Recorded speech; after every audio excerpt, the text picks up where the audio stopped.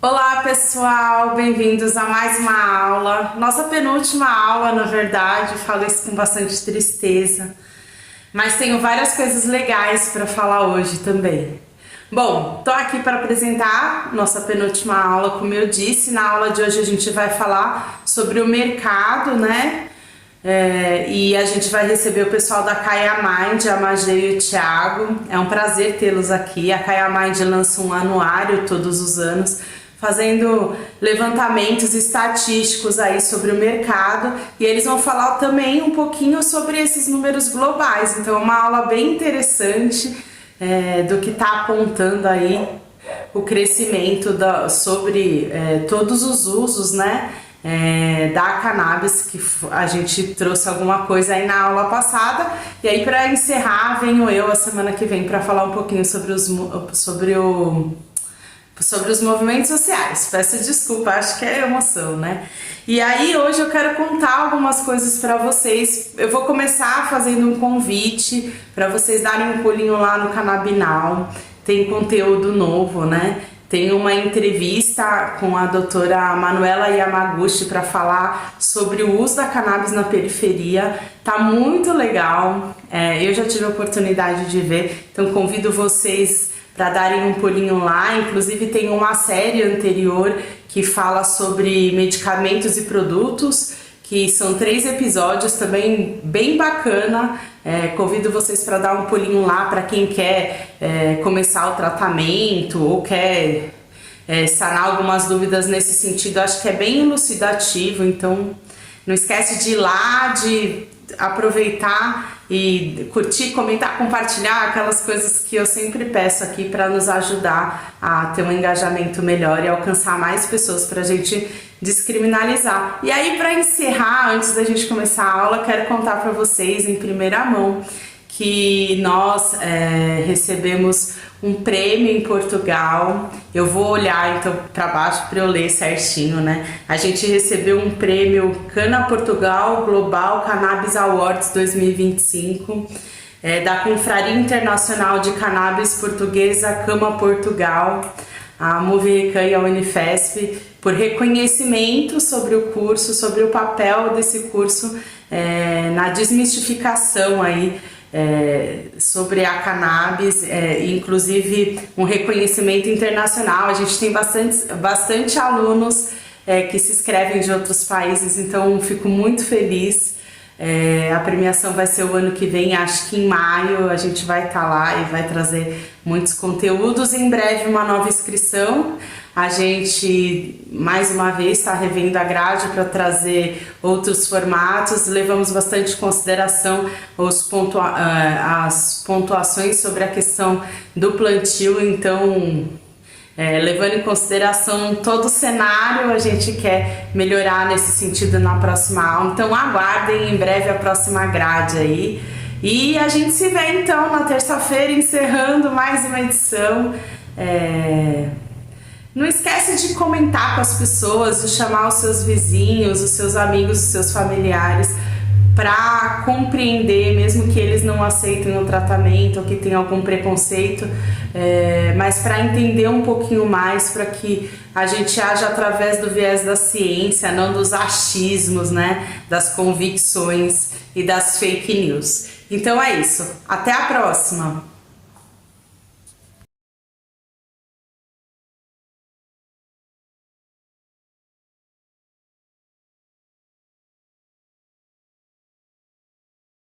Gente, estamos começando aqui nossa aula.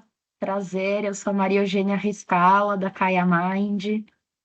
Eu sou o Thiago, também aqui da Caia. Vamos passar por uma aula aí bem legal hoje com vocês sobre mercado e os impactos aí tanto em 23 quanto em 24, principalmente, né? Trazer umas atualidades aí para todo mundo. Vou dar só um segundinho aqui, pessoal ir chegando, já vou projetando nossa aula aqui para o Thiago me confirmar que ele está vendo. Só ver se a gente não está com nenhum probleminha de tecnologia, mas acho que não. Aí, Tá certinho? foi. Bom, pessoal, eu vou começar aqui, então o Thiago acabou dando esse spoiler, né, do que é a aula, mas para quem já acompanhou alguma outra turma da Unifesp, a gente está sempre aqui para fazer o fechamento, né?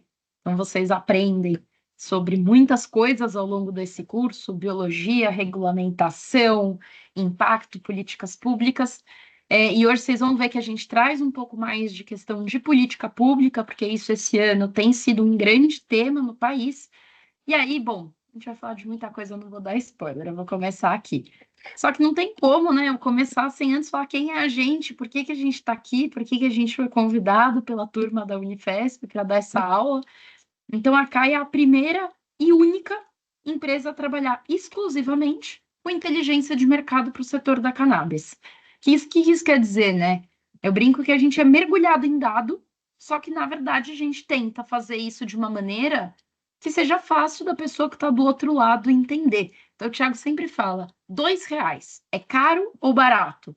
Não sei, eu estou comprando um chiclete ou uma casa. Então, o contexto para o dado, o jeito que a gente passa essa informação, ela muda muito. E esse é o objetivo da Kaya Mind, né? Num setor que ainda é tão cheio de dúvida, a verdade é que o dado não pode ter dúvida. Então, a gente tenta aqui facilitar esse entendimento.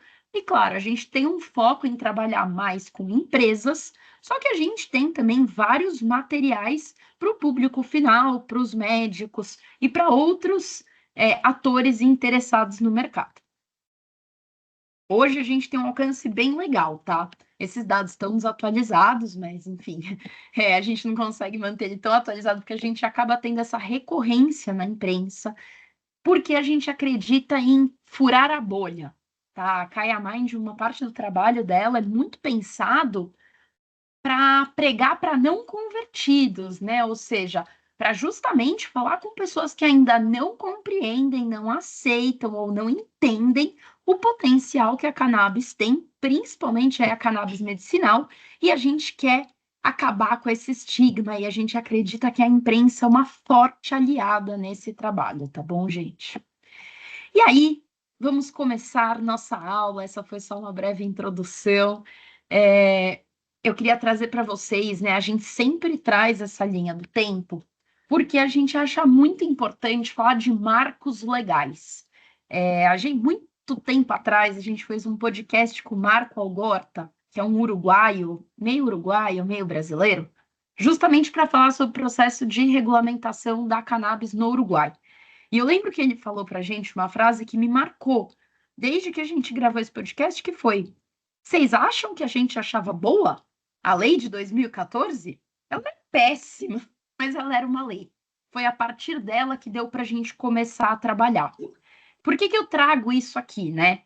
Porque, gente, a gente precisa desses marcos para ir soltando partes desse mercado e que essas partes mais soltas vão ajudar a gente a provar nosso caso, né? A mostrar por que que a gente veio aqui.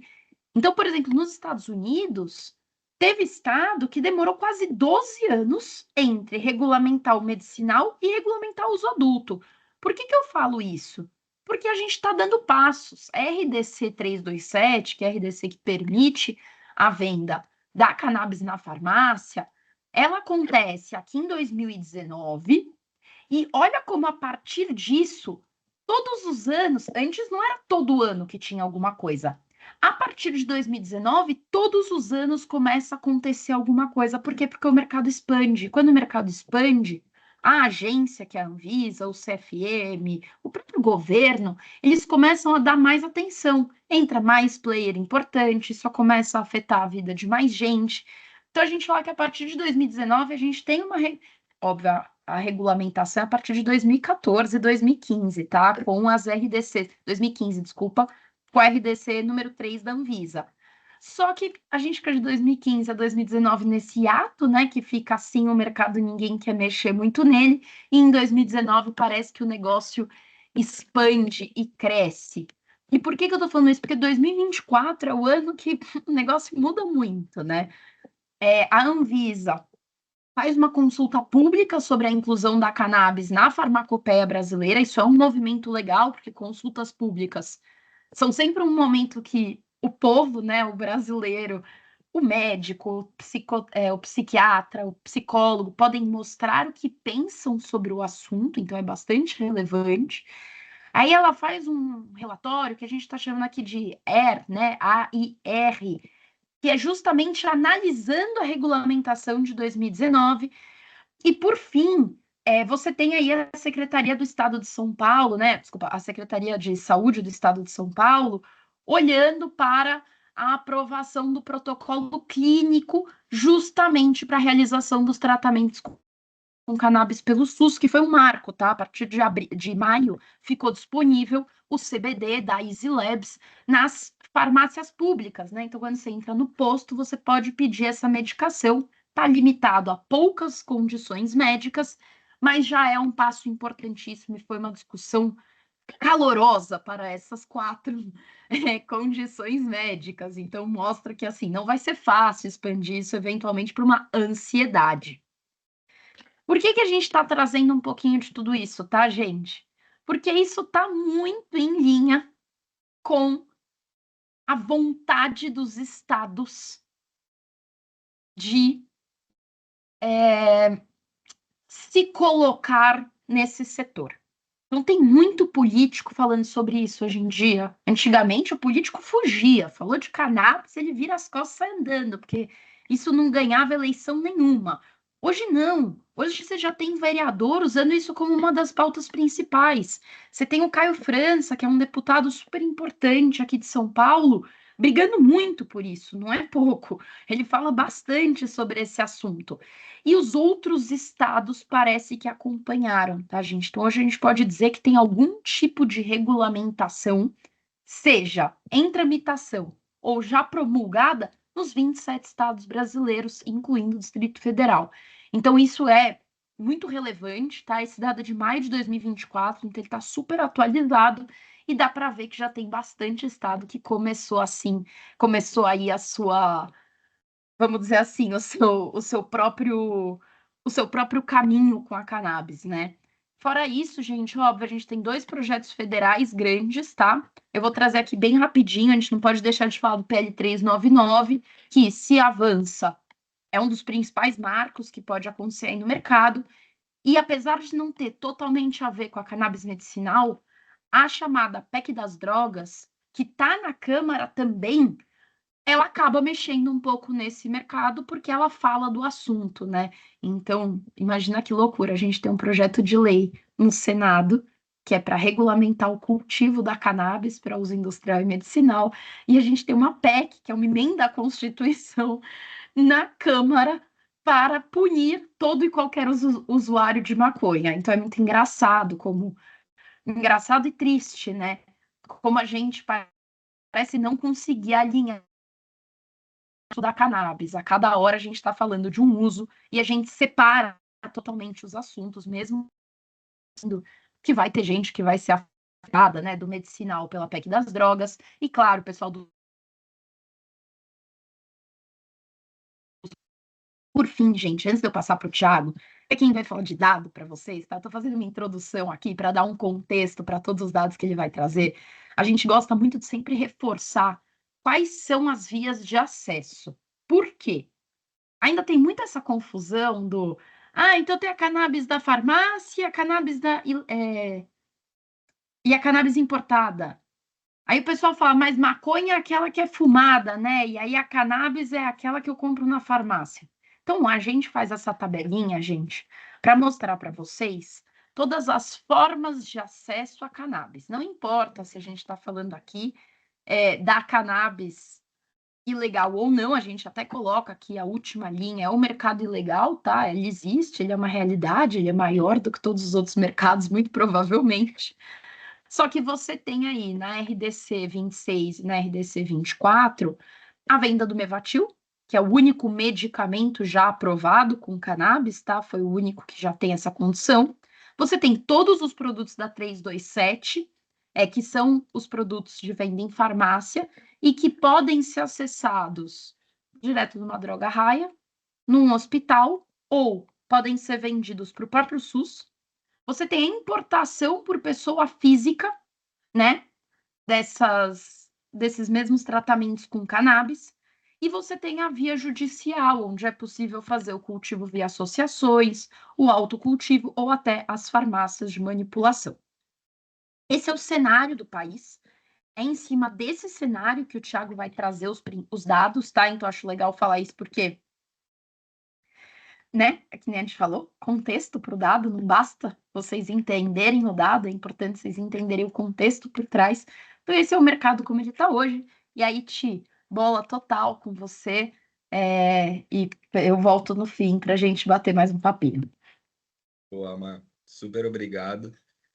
Acho que esse contexto que você traz, ele é importante porque ele traça o panorama e o cenário do qual, principalmente pensando na cannabis, né, para usos medicinais aqui no Brasil, o panorama que a gente está inserido.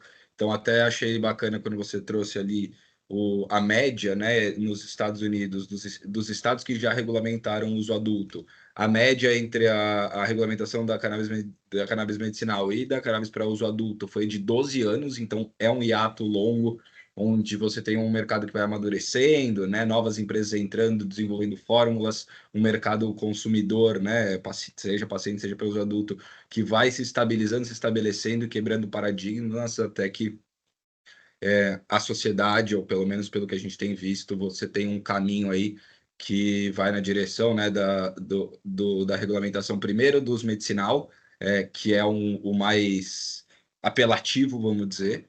Você tem uma migração, pelo menos na grande maioria dos países do mundo, uma migração, né, uma evolução do mercado para o cânhamo, e aí industrial, né, para toda essa questão de usabilidades mil que o cânhamo pode ter, e culminando depois no uso adulto, né? E a gente está, como o Brasil hoje, ali engatinhando ainda no primeiro cenário. Porque, que nem você falou, né, Mar? O mercado hoje, ele é escorado em duas resoluções da Anvisa, basicamente. E essas resoluções, elas têm um escopo de atuação limitado dentro de remédios controlados, né, e de todos esses usos, e são regulamentações que elas não estão num guarda-chuva amplo de uma lei. Elas são uma Anvisa, que é uma autarquia, regulamentando o que lhe cabe. Então, isso faz com que o mercado ainda cresça. A gente vai apresentar números que têm crescido cada vez mais nos últimos anos, mas ainda é um mercado estrangulado justamente porque você tem uma regulamentação, um guarda-chuva de regulamentação que te limita muito e ainda estrangula muito esse mercado para ele efetivamente florescer. Mas dito isso, a gente já tem um mercado que em 2024, né, esses dados são parciais, claro, no fim do ano, a gente vai trazer o nosso anuário atualizado, aí sim com dados de pacientes por via de acesso, tudo quebrado bonitinho e o atualizado em si. Mas hoje, no meio do ano, a gente já ultrapassa os 500 mil pacientes medicinais no país. A gente já ultrapassa, na verdade, os 550 mil. Onde a gente tem, né, 500 mil de pessoas do Brasil, isso dá algo em torno de uma a cada 300 e poucas pessoas no país, é um paciente de cannabis medicinal. Então, isso é bem relevante porque mostra que está cada vez mais se pulverizando. A gente já tem a grande maioria das cidades, dos municípios do país, com pelo menos um paciente, o que é algo muito, muito importante, porque a gente entende que isso não está concentrado só nas grandes metrópoles. Claro, está concentrado, mas isso é uma demanda Brasil no geral. E é um mercado que esse ano a estimativa é que ele bata R$ 1 bilhão. Claro, a estimativa em todas as vias, contando importação, contando associações, contando as farmácias. E a gente pensa, né? Caramba, R$ 1 bilhão é muita coisa. Não, não é. É muito aquém do potencial produtivo de consumo e das diversas vias que o Brasil possui de potencial. Então, isso a gente ainda está falando de um mercado que, de novo, está muito estrangulado. Ele chega estrangulado mesmo. em poucos anos em R$ 1 bilhão. Então, temos uma oportunidade aí, tanto para o governo ganhar dinheiro em impostos, coisa que hoje basicamente não acontece, pensando em importação, que vai tudo embora, né? Tanto quanto plantio local, enfim, a abertura disso para outros setores. Já existem mais de 1.000 empresas e associações no país operando todos os dias, né, na prática, com CNPJs, girando dinheiro, girando emprego. Então, é realmente muito, né, mais de 1.000 empregos também no país, em diferentes áreas. Claro, muitas empresas têm parte da força de trabalho no país, parte fora, então ainda tem essas complicações, mas a gente já está falando de um mercado que ele se desenvolve e ele floresce muito, apesar de todos os apesares, né, do custo Brasil, que a gente chama, né? Um passo para frente, dois passos para trás, mais um passo para frente. Então a gente fica nesse vai e volta, digamos assim. A estimativa da Fiocruz, ali em 2019, era que 3,1 milhões de pessoas faziam o uso recreativo mensal. E esse número, né, ele escala muito quando a gente fala no último ano e escala mais ainda quando a gente pergunta, quando eles perguntaram pessoas que já fumaram alguma vez na vida. Então, isso mostra aí também, né, 3 milhões de pessoas é relevante, apesar de ainda ser muito aquém do que a gente estima também, justamente por conta desse preconceito com você se declarar, né, um usuário. Pode passar, mas por gentileza. E aí, bom, o que está rolando em 2024 e o que pode mudar com relação principalmente ao acesso medicinal, focando aqui no acesso medicinal, né? A gente está falando que a resolução 327 da Anvisa, né, a RDC 327, que é a RDC que rege as farmácias, né, como que esse mercado ele gira nas farmácias, a previsão é que a Anvisa solte uma atualização ainda esse ano. E aí, se vocês pegarem a nossa aula do ano passado, vocês vão ver que ano passado eu falei a mesma coisa.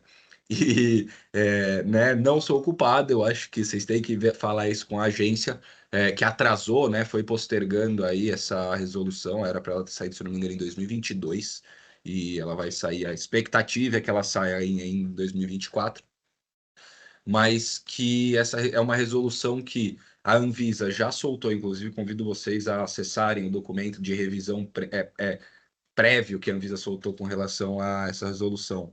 Mas a expectativa é que ela amplie, ainda que de maneira limitada, tanto algumas formas farmacêuticas presentes ali nas farmácias, né, quanto coloque dentro do texto da resolução algumas outras especialidades, como é o caso, por exemplo, de odontologia. A gente vê que hoje odontologia é a quarta maior especialidade que prescreve cannabis no Brasil, então é muito relevante, isso não está no texto. Então, eles já falaram que isso pode ser algo que eles coloquem aí para dentro. Mas o que a gente vê em 2024, efetivamente, é uma intensificação muito grande da concorrência nas farmácias. E aí, talvez vocês já saibam disso, mas é legal a gente só contextualizar aqui que para você como empresa, para você vender seu produto de cannabis na farmácia, a gente tem hoje a maior barreira de entrada. A Anvisa ela pede o maior número de documentos e de documentos mais chatos do mundo. Ela é a agência mais crica nesse sentido do planeta Terra. É a agência do Brasil. E isso faz com que para você entrar na farmácia, você tenha que. É um processo extremamente custoso e demorado, onde você precisa de uma série de certificações de seus fornecedores, e uma série de testes de estabilidade, e você ainda precisa, depois que você recebe a autorização da Anvisa, você tem um prazo de 5 anos para apresentar com aquele produto que você recebeu a autorização um estudo clínico finalizado. Um estudo clínico, para quem não sabe, é justamente o que a gente tinha todo no período da Covid, por exemplo, das vacinas, que você tem fase 1, fase 2, fase 3, fase 4, cada fase aí com uma escala em testes diferentes. Mas para quê? O estudo clínico é aquilo que na prática chancela a padronização de um produto constantemente para qualquer coisa que você vai fazer, seja qualquer pessoa do mundo, né? Ou seja, Se qualquer pessoa que está assistindo aqui toma um Tilenol e uma pessoa do interior da Índia toma um Tilenol, é esperado que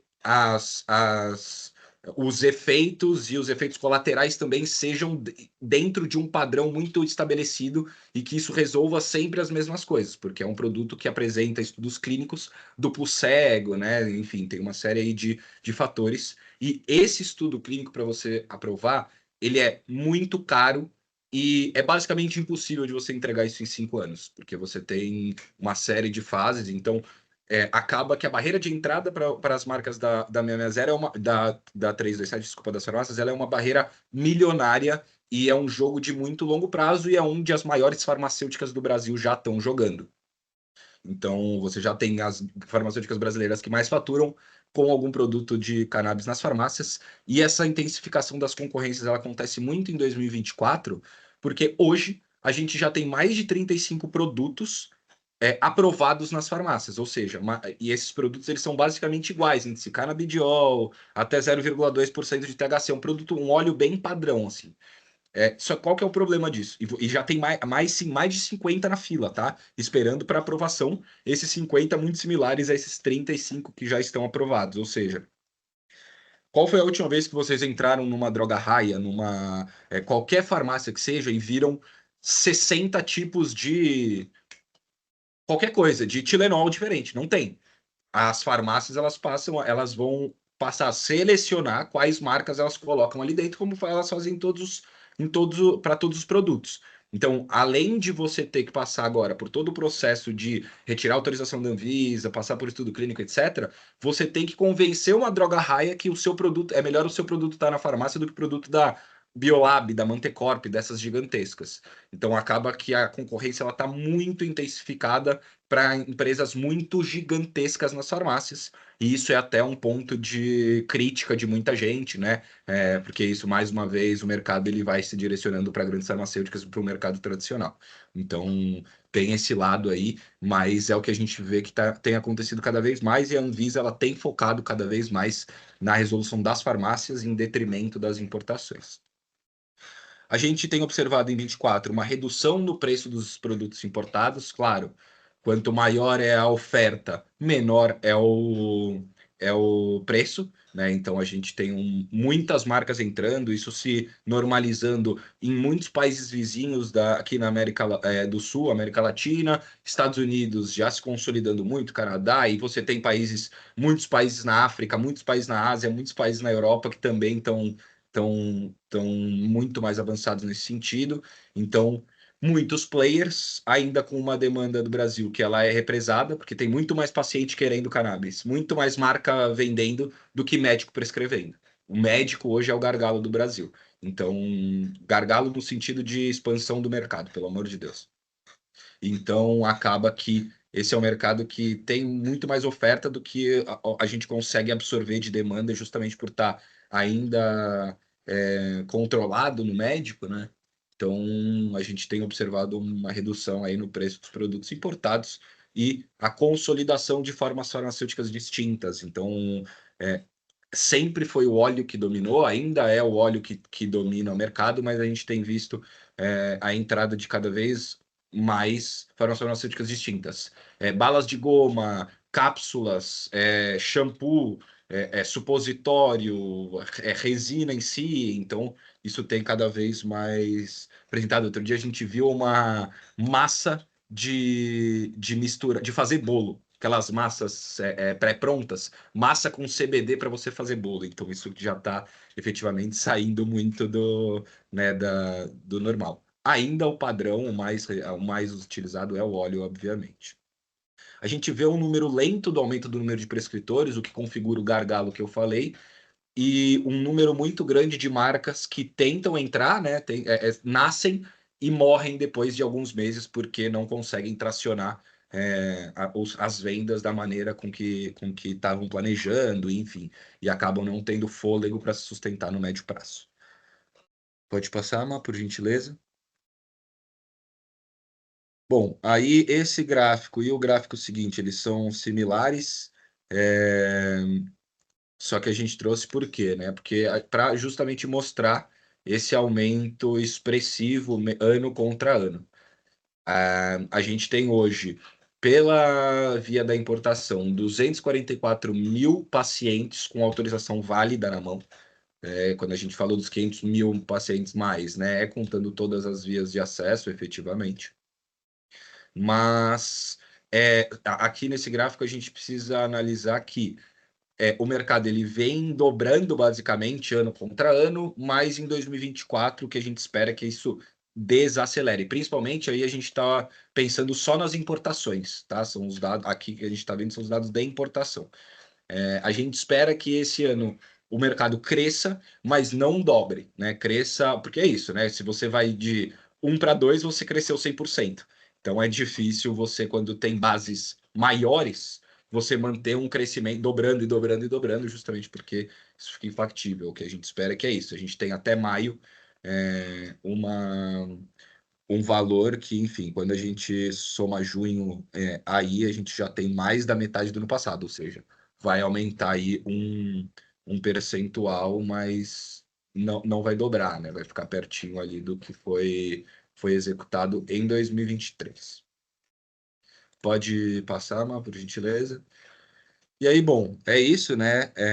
A gente vê um aumento do número de profissionais que prescrevem, mas um aumento que ele abaixo do número de novas solicitações ano contra ano, né? Então a gente vê que é um mercado que os médicos eles demoram para assimilar isso dentro do pool de opções que eles têm, para prescrever, então eles demoram para assimilar do primeiro contato de que a cannabis pode ajudar com determinadas condições médicas. Até ele estar prescrevendo, vai um hiato, vai um gap longo aí que a gente vê. Mas uma vez que esses médicos eles chegam, eles se tornam muito fãs e têm uma avidez por prescrever muito maior do que aqueles novos entrantes. Então, bom, até maio é quase metade de 2023, né? Até maio de 2024, é aquilo que eu falei no gráfico anterior. A gente vai ter espera ter um aumento singelo, mas ainda assim um aumento no número de novos pacientes nesse ano. Vale lembrar que isso o número de pacientes válidos, você tem que acumular os últimos 2 anos sempre. Pode passar, não? E aí, bom, aqui a gente traz preços, né? Então, esse é o mercado que ele tem. É isso, a gente tem em 2024 tem em média, né, 13 a 14 mil novas pessoas por mês, tirando autorização para importar algum produto de cannabis. E a gente entende aqui que são 14 mil pessoas e os médicos prescrevendo, eles têm 1.275 produtos para prescrever já disponíveis no Brasil. Disponíveis em algum marketplace, no site de alguma marca, em português, né? Isso daí é uma audição da CAIA que nós fazemos todos os meses, que a gente capta todos os produtos, todas as características, todos os preços de cada um e classifica isso em uma série de variáveis para a gente conseguir justamente fazer o que a gente trouxe aqui, né? O preço médio dos produtos por espectro. Ah, putz, o preço médio por miligrama, o preço médio por forma farmacêutica. Então, esse também é um trabalho da CAIA, é categorizar todas essas informações da maneira mais minuciosa e aprofundada possível para que a gente consiga olhar para o mercado com esse olhar mais macro, digamos assim, entender tendência, entender oportunidade de atuação e uma série de coisas. Então, bom, aqui a gente tem 92 marcas mapeadas em 51 marketplaces. Olha como os preços desses produtos, pessoal, eles variam. Eles vão de R$ 25 a R$ 4.000. E por que isso?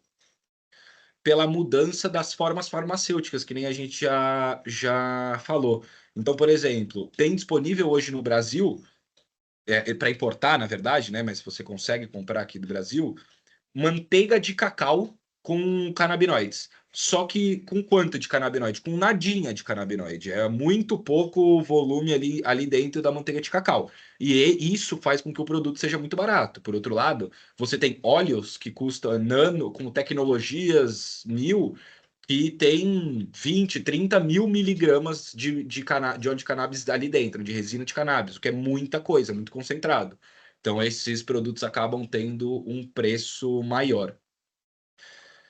A gente tem os produtos full spectrum, que são a maior parte dos produtos do Brasil, tendo a maior média de preços, isso, claro, de importação, tá? Porque o preço das farmácias ele é bem maior, preço médio beira ali os R$ 700 nas farmácias, então ele é muito maior também, justamente por conta de tudo que eu falei que você precisa fazer para estar vendendo na farmácia, então é um processo muito mais caro e mais demorado, então você acaba tendo que fazer também é, um preço maior, até porque você precisa, o seu fornecedor precisa, enfim, ter mais, ter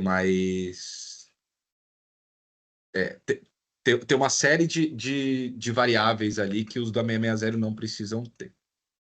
É um mercado que ainda é caro, né? Então a gente está falando aí de um terço, mais ou menos, vai do salário mínimo, um produto médio, não forte, é uma média de R$ 440, então bem relevante, porque a gente ainda está falando de um produto de alto valor agregado, um medicamento de alto custo, né? Um produto de alto custo que ainda não faz parte da grande realidade do Brasil. Então, quando a gente pensa que é em um mercado que efetivamente democrático que chegue muita gente, a gente está falando de ainda um longo caminho, tanto na diminuição do preço médio, que poderia ser alcançado por um plantio nacional, por exemplo, até uma regulamentação das próprias vias de acesso desses produtos mesmo, para que isso seja cada vez mais democrático. Óbvio, a gente vai mostrar já já. O SUS tem uma participação muito grande nisso e tem que ter mesmo, mas o que tem passado no SUS, por exemplo, o de São Paulo, como a Má falou, ainda é muito limitado a doenças raras. O que são doenças raras? Doenças que pouquíssima gente tem. Então, isso ainda tem um impacto muito limitado, as pessoas não tirando o mérito, pelo amor de Deus. Um passinho para frente é melhor do que ficar parado, mas ainda tem um longo caminho até isso estar efetivamente, isso ser algo que pode mudar a vida de muita gente do Brasil. Pode passar, Má? Então, bom, venda nas farmácias elas têm crescido. A gente traz, óbvio, os dados até 2021, porque a partir de 2021 o sistema da Anvisa que audita a venda de produtos controlados sai do ar. Então, e aí eu não estou falando só de cannabis, tá, pessoal? Estou falando de a Anvisa não sabe mais quanto de Rivotril está sendo vendido por mês, coisa que o Brasil tem o acompanhamento desde, se não me engano, 1914. 1900, é um negócio bem antigo mesmo, tá? E aí em 2021 isso para de ter. A Anvisa agora, em 2024, segundo semestre, volta a fazer os testes para implementar de novo esse sistema. Mas a gente tem conversado com players aí do mercado das farmácias para também pegar essas informações mais atuais, e o que a gente tem visto é que as farmácias, principalmente em 2024, têm acelerado acima do que as importações. Também muito por conta desse número massivo de produtos que estão agora disponíveis nas farmácias. E e por essas empresas que estão com esses produtos, elas serem empresas gigantes. Então, a gente está falando de empresas aqui da importação que possuem 10 representantes visitantes do médicos. A gente está falando de empresas ali que estão na farmácia que possuem 40 mil, 30 mil. Então, a escala é outra e, obviamente, que com isso o mercado vai aumentar muito mais nas farmácias do que nas importações, o que não significa que a demanda pelos produtos de farmácia seja necessariamente maior, né? É só que você tem players muito mais relevantes no sentido de faturamento, tamanho mesmo, farmacêuticas, né, gente? Jogando ali um jogo que é totalmente diferente do resto. E, enfim, Anvisa voltando aí com essa base, pode passar. Então, são 39 autorizações, né? Desculpa. Eu tinha falado mais de 35, mas hoje são 39 produtos diferentes, né? Autorizações diferentes, na verdade, são mais de 39 produtos, porque uma autorização pode conter mais de um produto ali dentro, como é o caso da Pratidona Dose, que tem uma autorização e 3 produtos nas farmácias. É, E isso começa a ficar emperrar, que nem eu falei. Não existe nenhuma farmácia que venda 40 tipos diferentes do mesmo produto. E aí você entra em toda uma outra tratativa que é negociar, estar presente primeiro nas farmácias antes de tudo, né? Pode passar, Mar, por favor. E aí, bom, conforme a gente falou, né, a revisão da RDC 327, os possíveis impactos no mercado, a gente trouxe que algumas das possíveis revisões aí da Anvisa para esse ano são a ampliação das vias de administração permitidas nas farmácias. A gente espera que entre também alguma coisa tópica, como cremes e pomadas, mas a gente também, ou né, supositórios mesmo, mas a gente precisa entender efetivamente se eles vão entregar, porque isso que a gente está trazendo, eles trouxeram em vários webinars, né? A gente acompanha todas as movimentações deles, e eles já têm trazido isso repetidamente, pelo menos ao longo de 23 e comecinho de 24. A inclusão das farmácias de manipulação, isso é muito importante, porque hoje as farmácias de manipulação, o Brasil é o país com o maior número de farmácias de manipulação do mundo, são, se eu não me engano, 8 mil, 7 mil, é coisa pra caramba. E elas hoje não podem, não está claro que elas podem manipular derivados da cannabis. Só que qual que é a grande questão? Você tem ali uma lei, que aí vocês, eu não sei o nome, que equipara as vendas da farmácia de manipulação com as farmácias tradicionais. Ou seja, se determinado produto, determinada molécula vende nas farmácias tradicionais, a farmácia de manipulação pode manipular isso também. E um grupo de algumas centenas, inclusive, de farmácias de manipulação entraram na justiça com justamente esse claim. Ó, vende na farmácia, eu também posso ter o direito. Só que hoje você ainda está muito limitado aos fornecedores para essas farmácias de manipulação. Então, só uma empresa até hoje judicializou o direito de fornecer para essas farmácias. Ou seja, os preços e os tipos de compostos que tem ali disponíveis para as farmácias de manipulação ainda são muito limitados.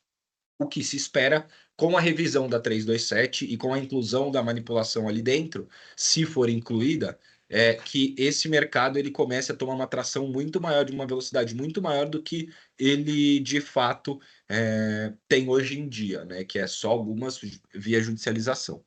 E conforme a gente falou, a regulamentação da prescrição por dentistas, né? Isso mitigaria a insegurança jurídica aí desses profissionais e diminui o gargalo de entrada. O que a gente espera é que com isso passando bonitinho, a gente tenha um aumento ainda maior, porque a gente odonto é uma das especialidades médicas que mais cresce percentualmente o número de prescrições, mas que a gente tem uma aceleração ainda maior nesse sentido. Pode passar, por favor.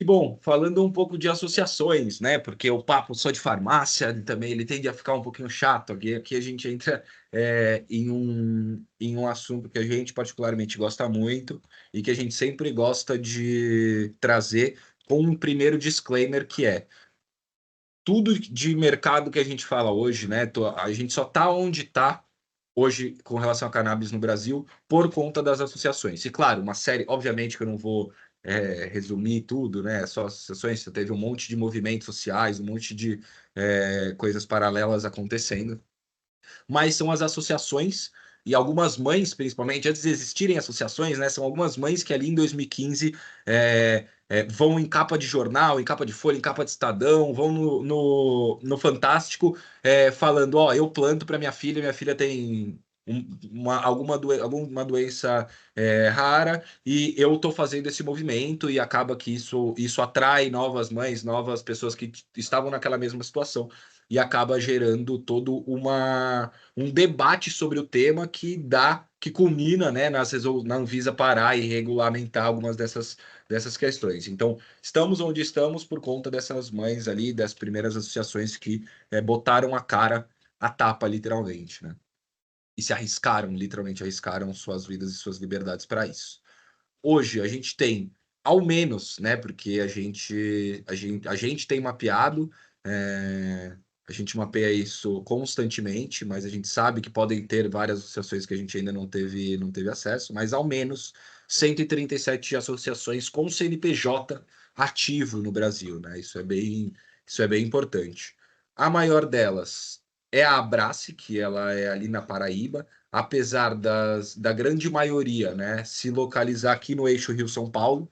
Então, em termos de números, a gente tem o eixo Rio-São Paulo dominando, mas algumas das maiores não se encontram nesse eixo, né? Como é o caso da Abrace ali na Paraíba, da própria Canabê, né? Não sei agora como que o Leandro prefere falar. também ali na Bahia. Você tem a Santa Cannabis, né, em Santa Catarina, que também é outra associação muito relevante. Então, você tem algumas das maiores fora desse eixo, claro. Você tem a PEP, né, algumas aqui muito grandes, mas a PEP é no Rio, na verdade, né? Mas, enfim, a maior concentração no eixo Rio-São Paulo, as maiores em termos de volume de pacientes mesmo, algumas em São Paulo, mas a maioria fora. A Abrace tem mais de 40 mil pacientes, o que convido todo mundo, por exemplo, a entrar e ver a plantação deles, é uma coisa efetivamente muito extensiva e é muito chocante pensar que isso já acontece no Brasil, né? Isso já é algo que já está acontecendo, então muito importante. 16 delas, elas possuem como Abrace autorização judicial para cultivo. Claro, não são todas iguais, você tem algumas diferenciações entre essas autorizações judiciais de cada uma, mas você tem 16 com uma liminar na mão para poder colocar planta na terra. Isso já também vem aumentando muito nos últimos anos e é bem relevante, apesar de ainda ter ser muito inseguro juridicamente do ponto de vista das associações. Isso vem pegando bastante tração aí nos últimos anos, e as associações têm crescido tanto em relevância, quanto em número, quanto em volume dos seus associados, o que é muito legal. Que nem a gente falou, né? Aí no fim de 2024, a gente vai lançar o nosso terceiro anuário da cannabis medicinal.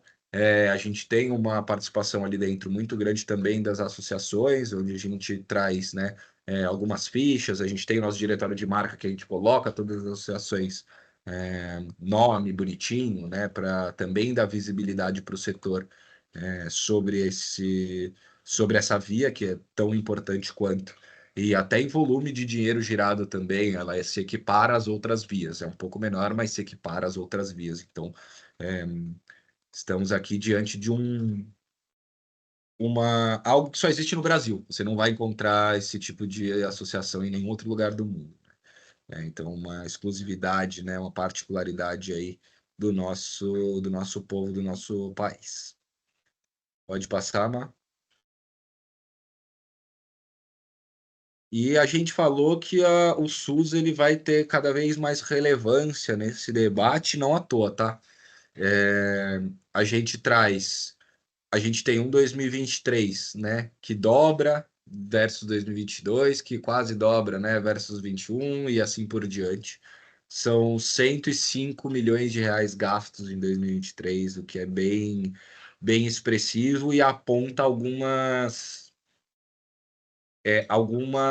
preocupações com relação ao Brasil, né? Principalmente porque, mantendo-se da maneira como está, a gente tem um custo público que é muito caro, né? Então, mantendo-se só importações ou mesmo as marcas de farmácias, você acaba tendo um custo para a União e para os estados muito grande, porque as pessoas judicializam isso. Tudo isso é judicialização, não pensem vocês. Então, são 105 milhões de reais gastos em produtos, tá, pessoal? Tirando todo o tempo de processo, né, dessas judicializações, todo o tempo gasto e a mão de obra gasta com servidores públicos para processar tudo isso, das próprias pessoas. Então, você tem um processo que é extremamente oneroso, extremamente caro para o Estado, e que quanto mais esse mercado escala, mais insustentável isso vai ficar. Então, há de se ter no médio e longo prazo uma solução e de alguma forma baratear esse custo, porque senão isso acaba ficando insustentável pelo próprio. O Estado vai estar dando um tiro no pé, né? Vai estar fazendo regulamentações que não vai conseguir entregar e vai acabar onerando o próprio Estado. Pode passar, Má?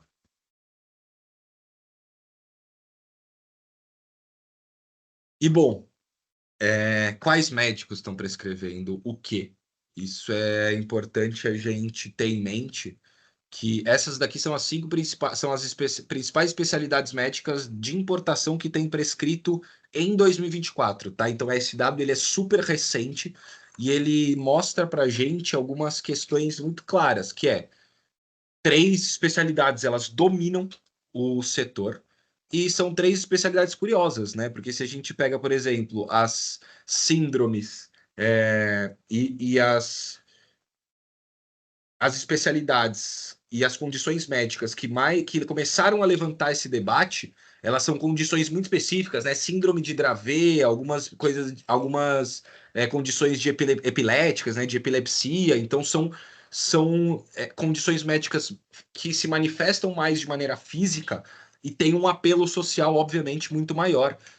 Mas a gente vê que em volume não é aí que estão concentradas as prescrições, elas estão concentradas em clínica médica, neurologia e psiquiatria. Isso se traduz em muitas coisas, mas depressão, ansiedade, dificuldade para dormir, né? Você tem as maiores. Claro, o Brasil é um país de ansiosos. Se a gente somar o número de ansiosos com o número de pessoas com dores crônicas, com o número de pessoas com dificuldade para dormir no Brasil, dá mais gente do que a população do Brasil.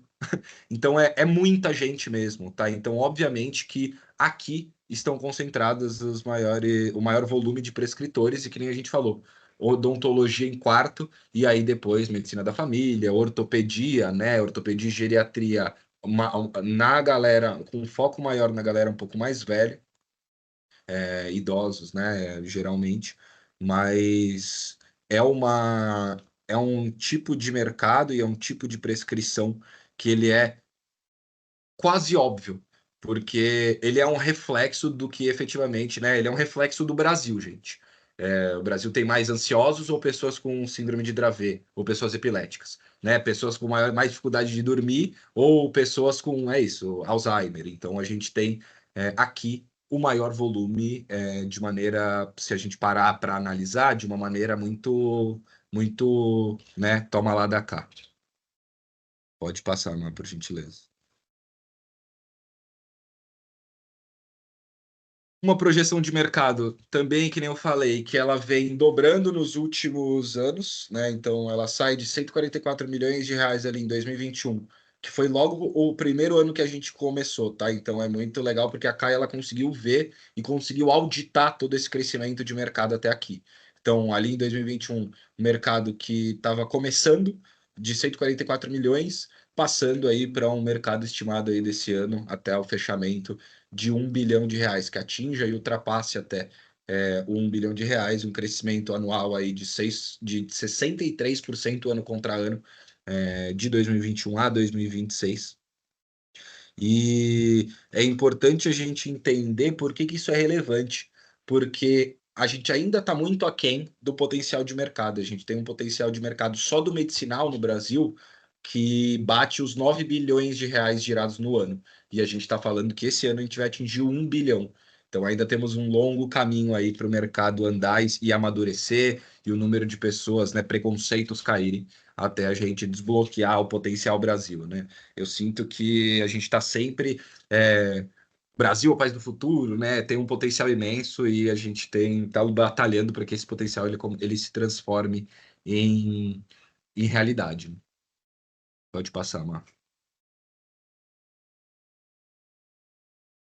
Aqui a gente tem um potencial de pacientes, né? De 7 milhões de pessoas fazendo uso contínuo. Hoje a gente tem, vamos lembrar, lá no comecinho da nossa aula, 500 mil pessoas.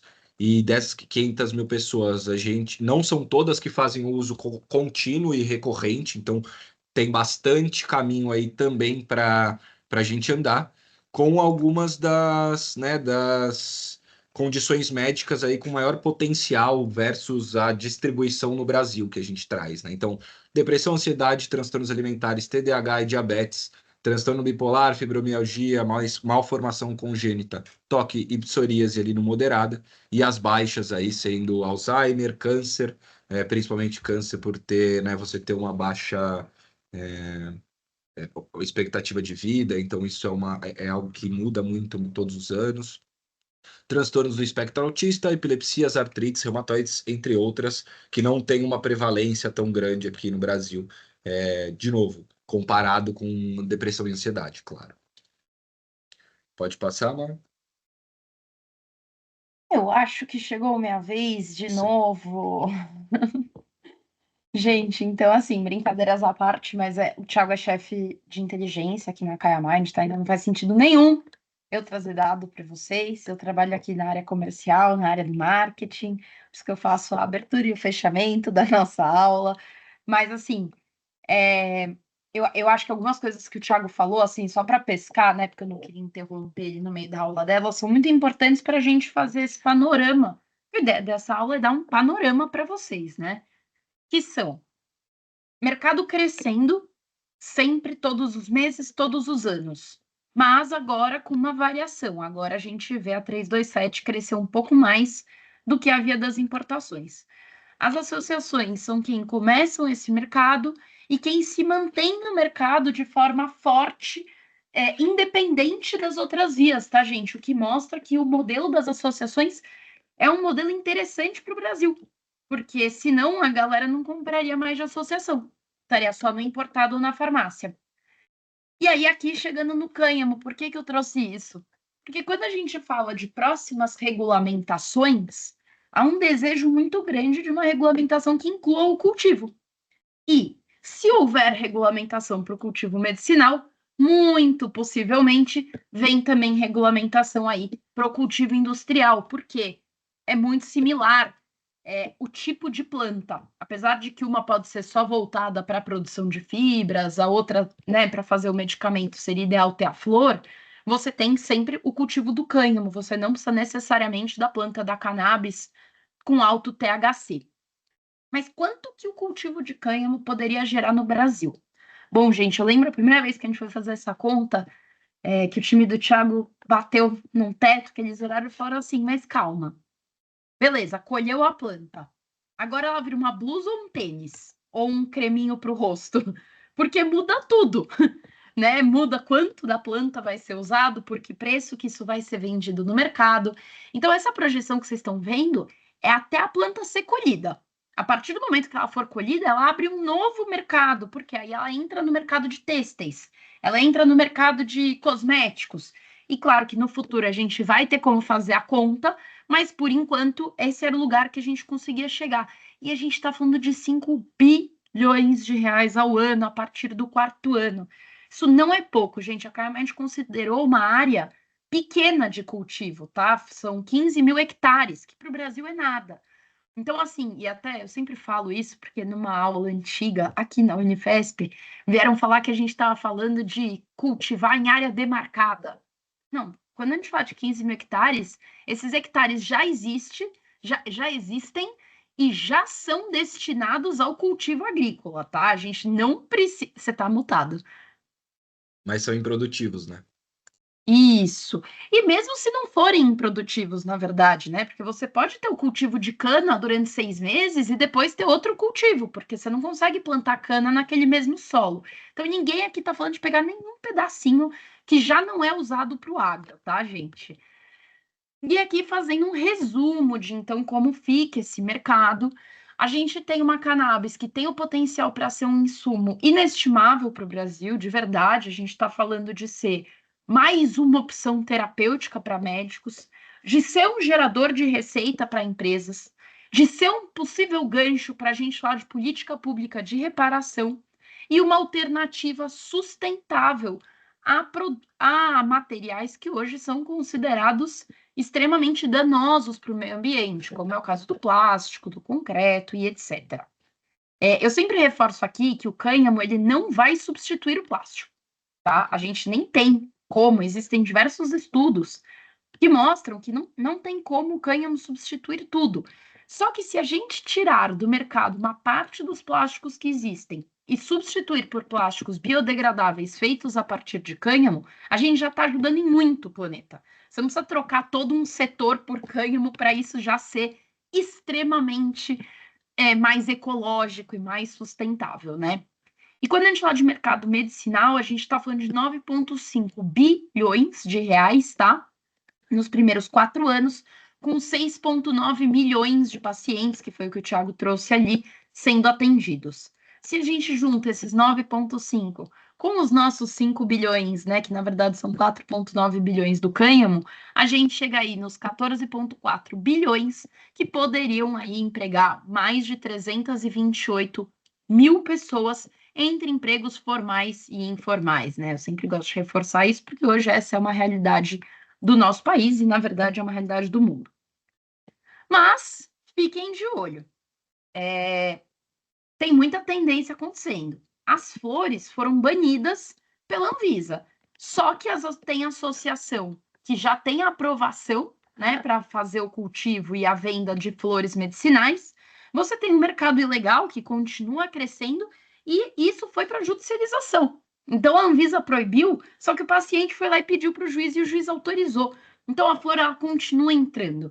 Né, isso que é o problema dessa dissonância entre os poderes, né? O executivo não está conversando com o legislativo, que o judiciário é o que está mais longe de tudo, assim, está mega avançado, né? O judiciário do Brasil para cannabis é a brincadeira que a gente faz entre o Brasil e o Canadá. O judiciário já entendeu do que está falando. Os outros poderes ainda estão começando as discussões e a gente ainda vê muita coisa errada sendo falada nos debates, tá, gente? Muita fake news, muito preconceito, e que isso é um problema não só do tema da cannabis no Brasil.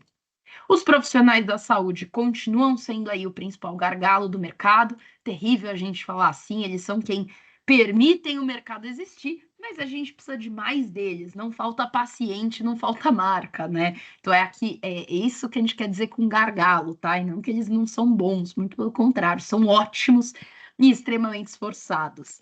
A gente já tem hoje dentista sendo a 4ª maior especialidade e você tem realmente essa abertura que a própria Anvisa está dando para incorporar novas formas farmacêuticas nas farmácias. E com isso, pessoal, eu deixo aqui o QR Code que leva vocês para o nosso site. Durante a nossa aula, eu estou colocando no chat o link para vocês baixarem o anuário. E por que isso, tá? A gente faz o máximo para trazer para vocês em 1 hora tudo que a gente consegue pensar. Só que a gente solta um material que é gratuito e é anual, uma vez ao ano, justamente para ser esse grande guia, né, digamos assim. Então, eu peço que vocês nos ajudem também fazendo o download desse material para a gente, isso é super importante. E aí eu não posso deixar de agradecer aqui a Gabi, a Cris e todas as meninas da Unifesp, da Movrecan, que continuam acreditando no nosso trabalho, chamam a gente para esse momento tão importante. E aí passo para o Ti também, se ele quiser deixar umas palavrinhas finais. Não, eu acho que é isso. Lembrando que todos os materiais que a gente coloca na rua, né, são gratuitos, justamente para o público final, né, justamente para que a gente consiga levar a informação para o maior número de pessoas possível. Quero agradecer esse papo aí, que foi muito legal. Vamos estar aqui nos comentários tirando todas as dúvidas de vocês. Também agradecer as meninas da Unifesp aí, que sempre acreditam no nosso trabalho, e espero que vocês tenham gostado. Isso, gente, muito obrigada. Até o ano que vem, eu espero. E se tiver curso ainda, bom fim de curso para vocês.